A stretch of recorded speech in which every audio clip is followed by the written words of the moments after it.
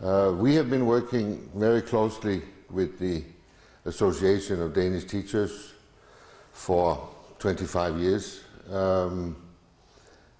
being a kind of backup, a security net for teachers that were experiencing burnouts, as they call them, or even breakdowns. We have especially been paying attention to groups of young teachers who were educated within the last 10, 15 years, came into the schools and went out again after 2 years and said, I'm never going to set foot in a school anymore. This means that we have gathered a lot of information about what is it that actually makes a relationship between a teacher and a bunch of children successful in terms of learning. I'm sure you have asked yourselves that question. When I was at university, we asked ourselves the question every week, what is a good teacher? What are the qualities that makes a good teacher? I don't think we ever came up with an answer, or we came up with a lot of different answers. Now, in the meantime, we have learned that what makes a good teacher is no different from what makes a good parent, from what makes a good medical doctor, a good nurse, or any other profession that deals with human beings. The situation of school politically in Europe is, I don't know what to say. Sometimes I think hopeless. Sometimes I think there is a little light at the end of the tunnel. But most ministers that I hear are talking about changes, or they're talking about restrictions that are more or less irrelevant to what the school needs. There is, I'm sure you have noticed, a neoconservative wind blowing over Europe at the moment, which means that the school politicians are coming more and more in the defensive.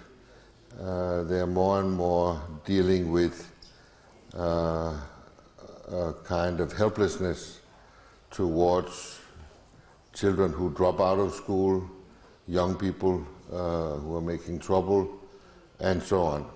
And the medicine is the old medicine, more consequence, more restrictions, more discipline, all things that have been tried and never worked.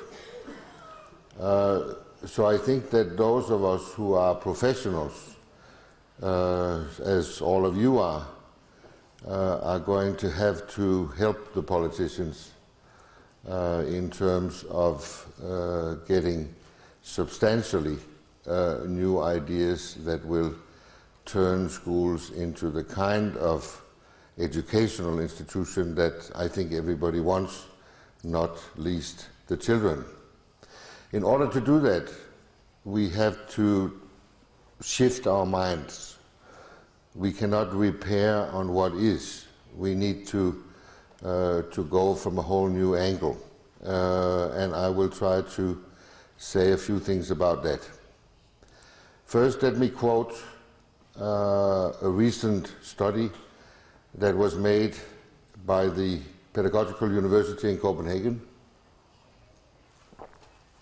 It was ordered by the Ministry of Education in Norway because they are about to change their education of teachers. And they asked them to go through almost 100 scientific reports in order to discover what are the elements that make good teachers and good learning. And they made what is called a meta-study of almost 100 reports, as I said, and in 86% of all the international research they went through, they found that 4 competencies were important. The academic competence, which is, the oldest, the most well-known, rule-based leadership, saying that if you are an institution, if you're dealing with hundreds of children, you have to have at least a handful of rules, or maybe 2 handfuls. So the leadership in this direction is important. Didactic competence, obviously, is important. And then for the first time, interpersonal or relational competence, which is the capability, the competence of being in contact, in communication, in dialogue with other people, in this case, mostly children.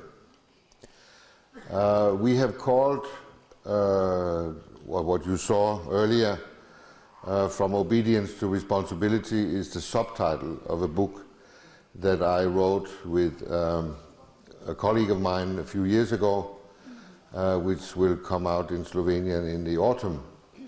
But we chose these words very carefully, because usually, as the neuroscientists are telling us, our brains are functioning in a way that we tend to think either or. It's like it's either that or the opposite, or it's black or white, or it's hot or cold, or it's obedience and disobedience. And since many teachers all over Europe are experiencing every day something that they believe is a fact, that children and young people are becoming less and less obedient, or more and more disobedient.